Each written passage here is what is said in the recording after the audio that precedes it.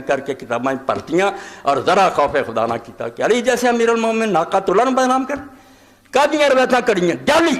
میں تازہ اشارہ کر رہا ہوں بیک ایک علیحدہ خطبہ رہی ہوں میں جیسا وقت نہیں رہا تو آدھے سامنے نشان کرنا کہ جتھے پڑھو کہ علی بات چ سی کاش میں 20 سال پہلا مر جاندہ بالکل چٹا ٹوٹ علی نے کیوں رونا سی انہوں اپنی جنگاں دے بارے کوئی شک سی اللہ دے رسول نے دسیا سی بے جنگاں تو لڑنیاں سن چکے حدیثاں انہیں خواہ رونا سی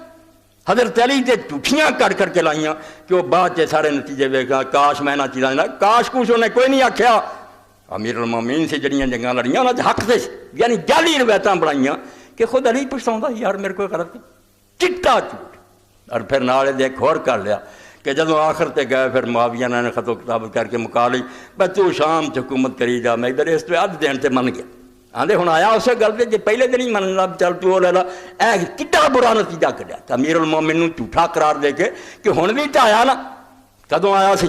اور ظالمہ تسی مر چکے جے اور سیدہ علی نے آکھیا سی معاویہ اوتھے حکومت کرے وہ تے مرن تک فوجاں تیار کردا رہا وہ جنگ کریے اے جدی ہے کہ قسمت معاویہ دی چنگی سی وچ وڑ جاندے رہے اور